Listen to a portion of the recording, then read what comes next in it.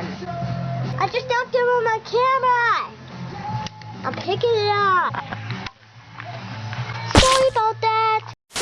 Hi my lovelies, and welcome back to my channel. So today's video is, I don't know how to describe it without saying the formatting is very similar to a video I did back in December called Childhood Trauma. This video was not actually about childhood trauma. It was like me recalling a bunch of nostalgic things that happened to scare me in my childhood. But honestly, I had a lot of fun researching just a bunch of little mini things and doing like little deep dives, not like a huge deep dive focused video on one subject. So similarly, we're going to be talking about some forgotten toys. This is not like a lost media, this isn't media, so that wouldn't even be lost. Oh, you know what I mean. But these aren't like lost toys. Like, these are just toys I forgot about and like remembered years later and was like, oh my gosh, these are kind of obscure. I'm not gonna claim they're totally obscure because all 4 of these toys we're going to be talking about today, I looked up on YouTube and either saw one video about them or none. There's a lot of stuff, even with like media, children's shows, whatever, where like as a child, you can remember it. Like when you grow up, you remember it, but you don't know the name. So then you think for the longest time, oh, I probably just made that up. And then you find it years later and you're like, actually I did not. Like that was not a fever dream. This was real. I guess that's kind of the category these fall into, as one of them I only rediscovered the name of recently, and that's what inspired me to make this video and brainstorm the other 3. Actually, it's 2 of them. I lied. Okay, we'll get into it. Just for context, I am born in 2005, so I am Gen Z. I don't know if I have an older audience that watches me, but you might not know these, or these might not be like nostalgic for you. But yeah, without further ado, let's dive into 4 toys from my childhood that I forgot and you probably forgot too. So starting off strong with probably my favorite on this list, we have YooHoo Friends. Now, YooHoo Friends was a line of stuffed animals that was released by South Korean company Aurora World in July of 2006, and it featured characters that were based on rare and endangered animals, which I actually didn't know till now. And you know, as I grow up and deep dive into a lot of these nostalgic things on my channel, I think I've probably said this more than once, but it's cool to notice details that you didn't really notice as a child because you're a child. You're just focused on the fact that it's a toy and you get to play with it. At least I feel like that's how I was, because I mean, even looking to some of these on this list, I like didn't know that's what its use was for, or like it actually had this whole other side to it. I was just like, that's a toy. Isn't a bad thing, but you know, attention to detail as you get older is like something I love. Okay, so I have to acknowledge it now because I never did before. Anyway, the main character is YooHoo, who is a bush baby, and the storyline, yes, there's a TV show with this too. Okay, the storyline's about him and his friends living in Utopia, and among his friends there are Pammy, the fennec fox, Chiwu, the squirrel, Lemmy, the lemur, and Rudy, the capuchin monkey. If I said any of those names wrong, I'm so sorry. Together they go to different parts of the world and help like other animals who are in need. So this video is obviously not about the YooHoo show, it's about the toys. So that's not really like that relevant, but kind of relevant because like the toys are you know, a product of the show, it seems like. But I just came across a discovery, so I'm going to talk about it anyway. Wanted to clarify, so the intro I'm using in this video is from the YooHoo show from 2012 2011, and there was one in 2009 which is the Korean version. The one from 2012 is the American version, which is what I didn't realize. I didn't realize until after I filmed this video, but I didn't talk too much about it, so it was fine. But they have different plots is the thing. I was thinking the intro that I put in this video was the same plot as the Korean one, and I'm just now discovering, well, there's 3. There's also the Netflix one that I forgot about. It's not really relevant. I'm talking about YooHoo's in this era of the first 2, not in the era of the Netflix one, which is later on. But the plot of this one from 2012 is so bizarre to me, and the intro I was watching, and I was like, first of all, who is Father Time?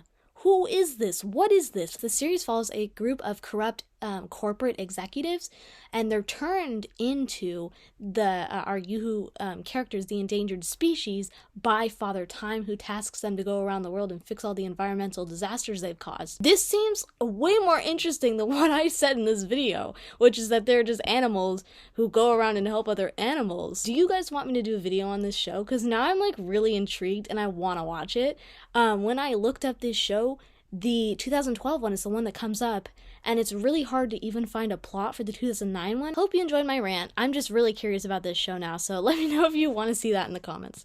So the first of the YooHoo Friends toys that were introduced were 5 8-inch plush animals. They all had big button eyes and a long tail that also was like, it was like fuzzy and soft. The off-white colored plush animal bodies featured yellow, pink, purple, and turquoise colors, primarily around the eyes and like colored rings on their otherwise solid gray tails. The company expanded in the beginning of 2007, July to be specific, expanded to include Valentine's Day and graduation themed YooHoos, eventually leading up to the launch of like their Easter and Halloween themed YooHoos in general. The YooHoo Friends franchise was actually very successful, like received many Korean awards and like also international awards. Like for example, there was the Korean Contents Design, that was in 2009. They received the 2010 Seal of Excellence Award by the Creative Child magazine in the United States, and also won Best Parents' Choice Award. Those are only a couple, there are many more, like even winning an Independent Toy Award in the United Kingdom in 2011. But the biggest misconception I saw researching this franchise, and I know a lot of you were probably already thinking it, is that these are Beanie Boo knockoffs, which is very disheartening because as a Beanie Boo collector who had over 300 Beanie Boos in my peak, YooHoo Friends was very much around first, just because, you know, the popularity of Beanie Boos reached further than them in the long run. It does not make them a copycat concept. I actually started my Beanie Boo collection partly because of YooHoo Friends. Like, I became a fan of their look so quickly, and Beanie Boos often were placed in the same toy aisles in like pharmacies and such. This was probably due to similarities. I mean, they're both like, what was it, 8-inch? They're both 8-inch plushes as their main staple. I know Beanie Boos have other sizes, and I think YooHoo Friends does too, because I remember they had keychains and stuff, but like I don't know if they had like the larger like medium sizes. I think the standout difference has to be the fact that YooHoo Friends, like you squeeze them and they like make sounds. I don't remember if they play music or like, I thought that one of mine laughed or something.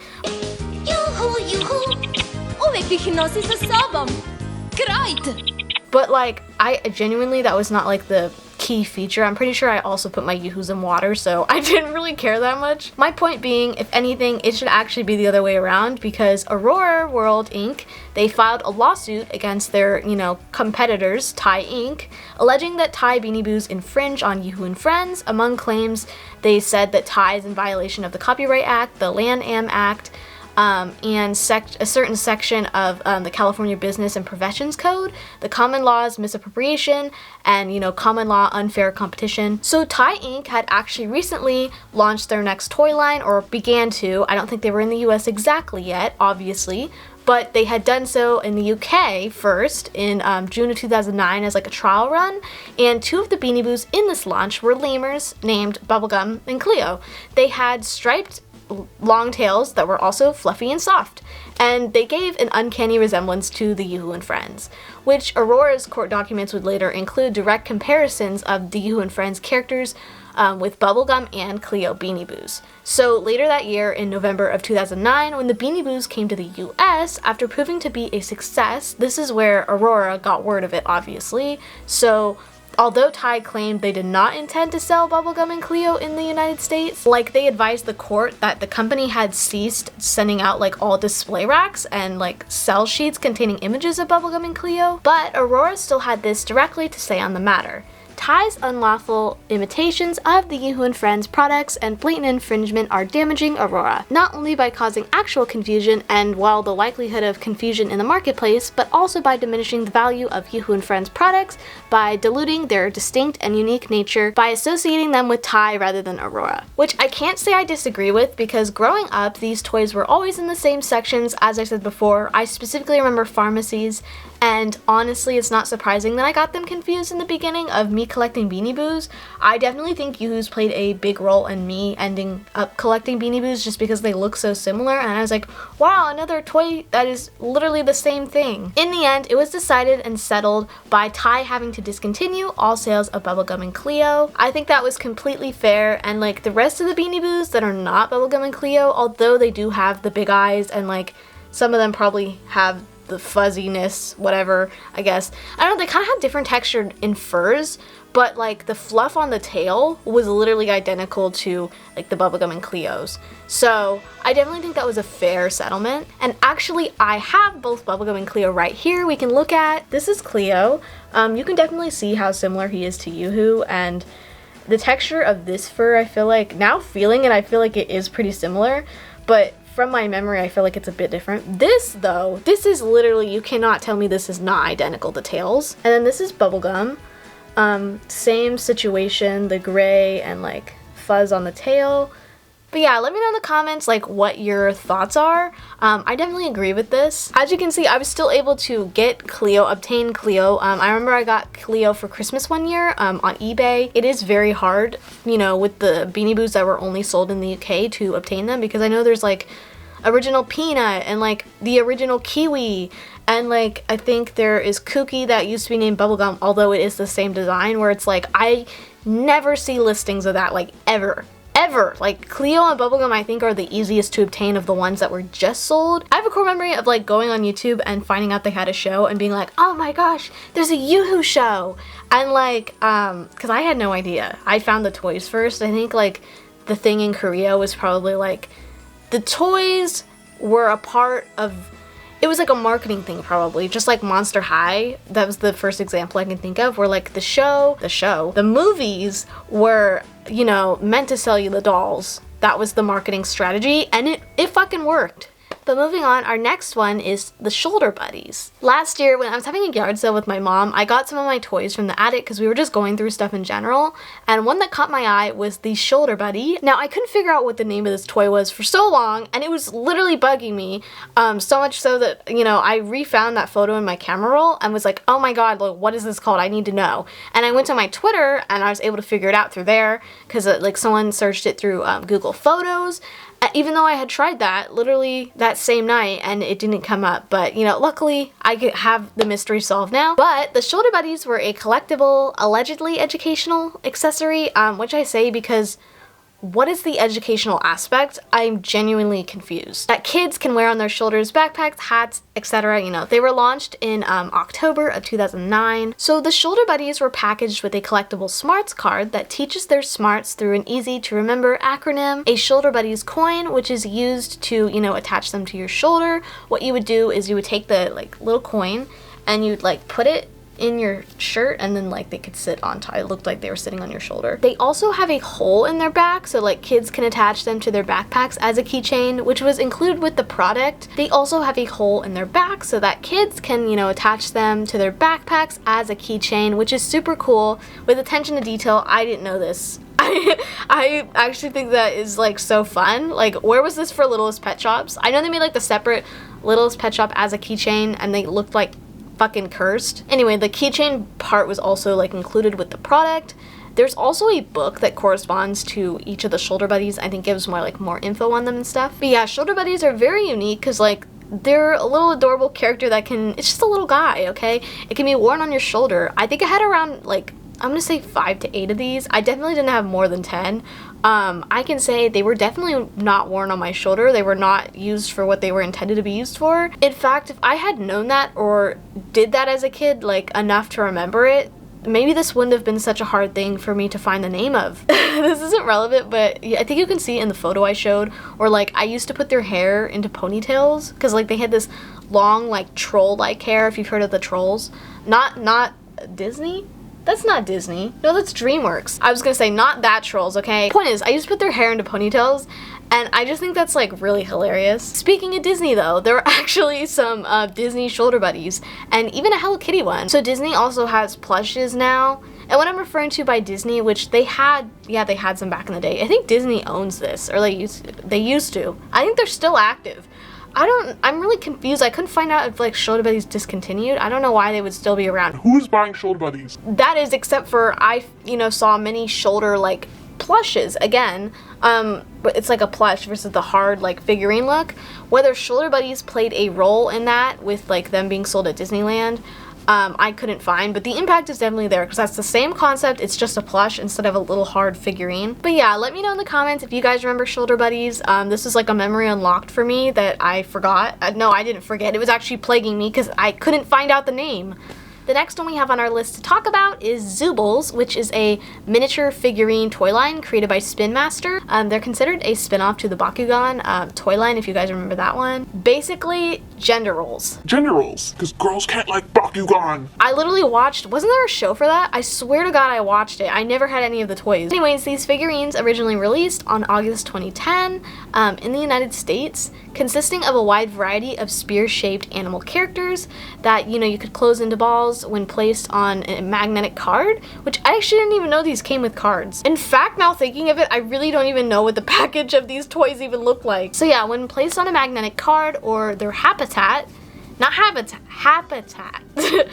they open up into a unique figure. Due to the success of the franchise, Spin Master ended up releasing this toy line worldwide, including Japan, where it's licensed by Japanese toy division of Sega. Shout out to the Zooble wiki, because this description of the Zoobles is my favorite thing. Okay, the Zoobles are magical, mischievous creatures living in the mystical Zooble Isle. Each Zooble is full of mischief and can also assume into their balls and travel great distances. But in the Japan version, the Zoobles are actually born into like this magical candy factory, and each of them are based off obviously like desserts, sweets, and flavors, which sounds way cooler. They also get to live in the magical world of Candyland, where they all live their daily lives. But of course, with gender roles, the Zoobles toy line has a pretty similar principle as Bakugan, having the same like activation mechanism, except a lot simpler. Each Zooble has like a unique habitat, which has a special magnet on its hotspot that makes a Zooble transform.